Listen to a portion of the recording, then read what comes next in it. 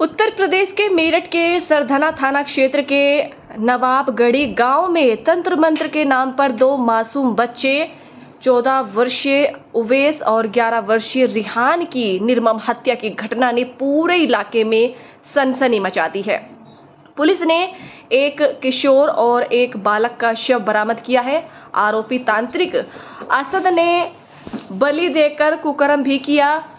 खुदाई के वक्त अन्य जगहों में 5 से अधिक मानक कंकाल मिलने की चर्चा है, जिन पर गहन जांच जारी है। असद ने अपनी किताबों में लिखा था कि 11 मानव बालिका देकर शक्ति प्राप्त की जा सकती है। पुलिस को पढ़ते हुए गिरफ्तार किया गया है। उसने बताया है कि उसने तांत्रिक सिद्धि और चिन्ह वश करने के लिए इन हत्याओं को अंजाम दिया है। इस जघन्य अपराध ने गांव में दहशत और आक्रोश का माहौल पैदा कर दिया है, जबकि पुलिस की कथित लापरवाही पर भी सवाल उठ रहे हैं। पूछताछ में असद ने चौंकाने वाला खुलासा किया है कि वह तांत्रिक सिद्धि और जिन वंश करने के लिए 11 मासूम बच्चों की बलि देने की योजना बना रहा था। उसने विशेष रूप से उन परिवारों के इकलौते बेटे को निशाना बनाया है। रिहान की मां ने 3 महीने पहले उसकी गुमशुदगी की शिकायत में असद पर संदेह जताया था, लेकिन पुलिस ने इसे गंभीरता से नहीं लिया और मामला प्रेम प्रसंग से जोड़कर टाल दिया गया।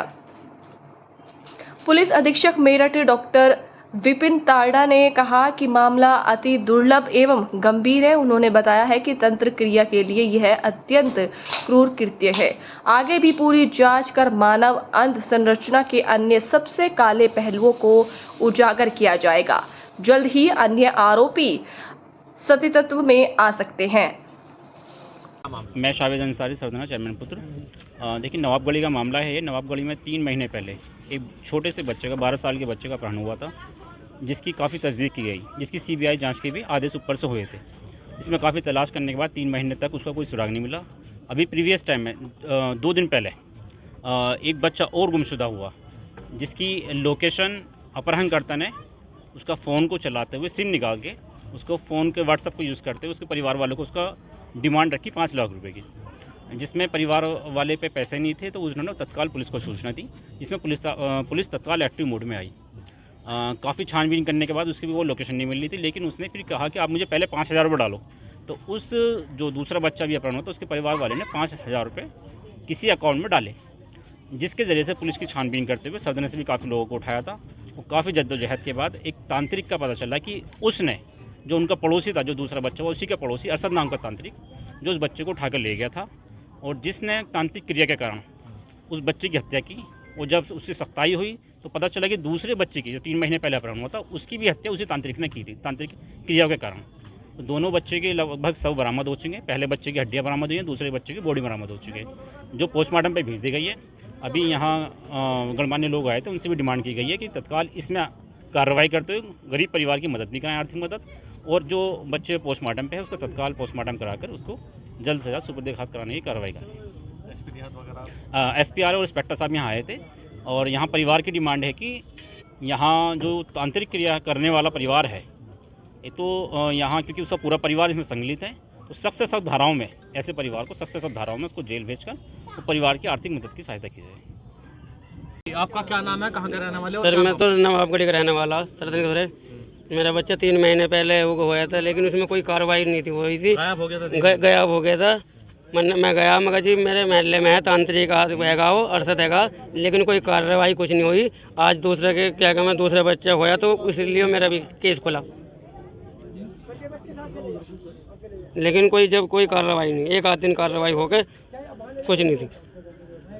थाना सरधना क्षेत्र अंतर्गत मोहल्ला नवाबगढ़ी से 2 दिन पहले गायब हुए एक 15 वर्षीय लड़के की हत्या का सफल अनावरण आज पुलिस के द्वारा करते हुए उसी मोहल्ले के निवासी और मृतक से पूर्व से परिचित असद नामक व्यक्ति को गिरफ्तार किया गया और शव की बरामदगी की गई थी।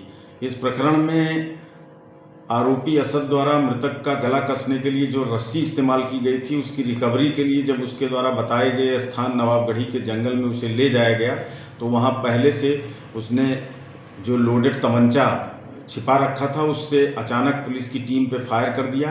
पुलिस द्वारा की गई जवाबी सेल्फ डिफेंस की फायरिंग में असद के दोनों पैरों में गोली लगी है, जिसे घायल अवस्था में प्राथमिक उपचार के लिए अस्पताल भेजा गया है। इसी नवाबगढ़ी मोहल्ले से विगत अप्रैल माह में 11 वर्षीय एक लड़का भी गायब हुआ था, जिसके संबंध में थाना सरधना पे मुकदमा दर्ज है। उस लड़के की भी हत्या असद नामक किसी अभियुक्त ने स्वीकार किया है और उसकी निशानदेही पे उस 11 वर्षीय लड़के की पैंट और पैंट में रखे हुए कुछ सामग्री, कुछ सिक्के वगैरह अब तक बरामद किए जा चुके हैं। दोनों मृतक और ये आरोपी जो असद है, ये तीनों एक ही मोहल्ले के निवासी हैं और तीनों एक दूसरे से परिचित थे। आरोपी असद के द्वारा इन मृतक दोनों लड़कों से समलैंगिक संबंध बनाने का प्रयास किया गया और जब उनके द्वारा इसका विरोध किया गया तो उसने गला कसकर इनकी हत्या कर देने की बात स्वीकार की है और शव को छिपा दिया गया था। इस प्रकरण में असद नामक अभियुक्त के जो परिवार के अन्य सदस्य हैं उनको भी गिरफ्तार किया गया है और जो प्रकरण में अग्रेतर विधिक कार्यवाही है वो थाना सरधना के द्वारा निष्पादित की जा रही है।